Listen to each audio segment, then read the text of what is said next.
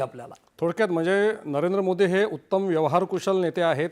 त्यांच्या व्यवहार कौशल्याचे दाखले आपल्याला बघायला मिळेल. तुम्ही आता त्याची उदाहरणं आता आपण दिली. त्यासोबतच ते राजकीय कणखर प्रतिमेचे नेते आहेत असं सुद्धा मानलं जातं. म्हणजे ते कुठली एखादी भूमिका मांडायची असेल तर कणखरपणे मांडतात. ते कोणाचा मुलाहिजा बाळगत नाहीत. आता त्यांच्या गेल्या 11 वर्षाच्या कारकिर्दीमध्ये आपण बघितलं सगळं काही संपूर्णपणे अगदी विनाअडथळा सगळं सुरू होतं अशातला भाग नाही. देशावरती संकटं आली. कोविडसारखं संकट होतं, दहशतवादी हल्ल्यांसारखं संकट होतं. पण या सर्व संकटांमधून देशाला सुखरूप बाहेर काढण्याचं महत्त्वाचं काम त्यांनी केलं. आणि लोकांच्या मनामध्ये अशा प्रकारची एक भावना निर्माण झाली की मोदी असतील तर आपण त्याच्यातून बाहेर निघू शकतो. आपलं संरक्षण मोदी साहेब करू शकतात. स्वतः नरेंद्र मोदीने हे वारंवार सांगितलेलं आहे की माझी गॅरंटी मोदी की गॅरंटी आहे. ही जी मोदींची गॅरंटी, ही जी मोदीची हमी आहे, ही खरोखर लोकांना भावली असं म्हणता येईल. दोन गोष्टी आहेत बघा. पुन्हा मी मागे त्या लोकांच्याकडे जातो. 140 देशवासी आहेत, 140 कोटी. मोदी सत्तेवर आल्यानंतर सगळ्यात पहिला मोठा निर्णय त्यांनी काय घेतला होता तर प्रधानमंत्री जनधन योजना. बरोबर. तर जनधन योजना आणली त्यावेळेला अनेक लोकांना, म्हणजे ज्याला इंग्रजीत स्केप्टिकल म्हणतो ना, म्हणजे शंका होती अनेकांना की कसं सगळे लोक खातं उघड, ज्याच्या खिशात पैसेच नाही तो खातं कशाला उघडेल.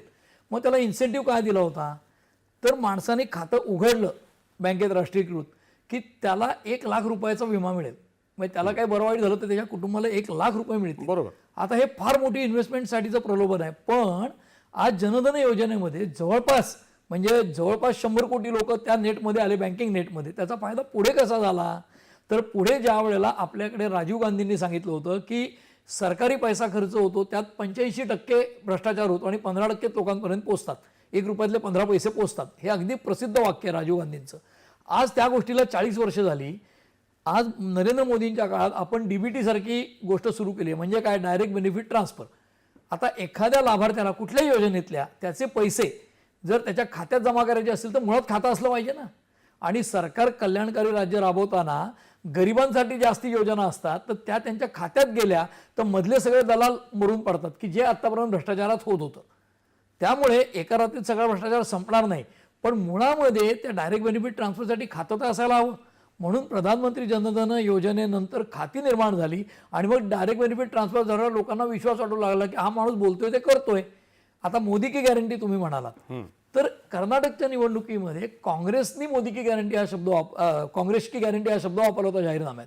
तो यशस्वी होतो हे पाहिल्यावर कुठून तरी प्रेरणा तिकडूनच घेतलेली आहे. नाही, प्रेरणा म्हणण्यापेक्षा जे मोठे नेते असतात, म्हणजे इंदिरा गांधी होत्या करिस्मॅटिक नेत्या, नेहरू होते, तसंच जो एखादा मोठा नेता असतो तो आपला पराभव सुद्धा विजयात रूपांतर करू शकतो. जसं क्रिकेटच्या मैदानावर पण होतो. मोठा प्लेअर असेल तर तो ॲडव्हर्स परिस्थिती सुद्धा बदलू शकतो 1-2 फटक्यांनी आणि संयम राखून. तसं काँग्रेस की गॅरंटी एका राज्यातल्या निवडणुकीतला शब्द मोदींनी राष्ट्रीय पातळीवर उचलला आणि तो आपला केला. आणि तो जसं महात्मा गांधी हे देशाचे राष्ट्रपिता आहेत पण त्यांनी म्हणजे महात्मा गांधी आमचे पण आहेत ना, भाजपचे पण आहेत ना. आता ते आमचे नाहीत असं म्हणू नका असं नाही म्हणता येत ना, आमचे आहेत असं म्हणू नका म्हणता येत नाही काँग्रेसला. बरोबर. तीच गोष्ट महाराष्ट्रामध्ये जलयुक्त गाव अभियान होतं पृथ्वीराज चव्हाण असताना की जे फक्त पश्चिम महाराष्ट्रात 5 जिल्ह्यात राबवलं गेलं. देवेंद्र फडणवीस सत्तेवर आल्यावर 31 ऑक्टोबर 2014ला शपथ घेतली वानखेडेवर आणि पहिल्या कॅबिनेटमध्ये जलयुक्त शिवार अभियान त्यांनी जाहीर केलं. 1000 कोटी फ्लॅगशिप स्कीम केली. याचा अर्थ काय, आपल्या विरोधी सरकारचा सुद्धा जी चांगली गोष्ट आहे ते उचला कारण त्यांनी लोकांचं कल्याण होत आहे. अगदी म्हणजे वल्लभभाई पटेलनं सुद्धा त्यांनी आदर्श मानलं. महात्मा गांधींचं त्यांनी उदाहरण घेतलेलं आहे. या सगळ्याचं जगासमोर ते मांडतायत. हे सगळं लोकांच्या कल्याणासाठी आहे. काँग्रेसचे नेते होते. ही खुणगाड असेल तर लोकांना विश्वास वाटायला लागतो की अरे बाबा हा आपला विचार करतोय आणि तो वाटायला लागल्यामुळे मोदी की गॅरंटी यशस्वी व्हायला लागली आणि त्यांच्यावर विश्वास ठेवावा असं लोकांना वाटायला लागलं. त्याचं कारणच ते त्यांच्या काम करण्याच्या शैलीमध्ये आणि प्रसंगी विरोधकांची गोष्ट उचलण्यामध्ये ती स्वतःची करण्यामध्ये पण आहे.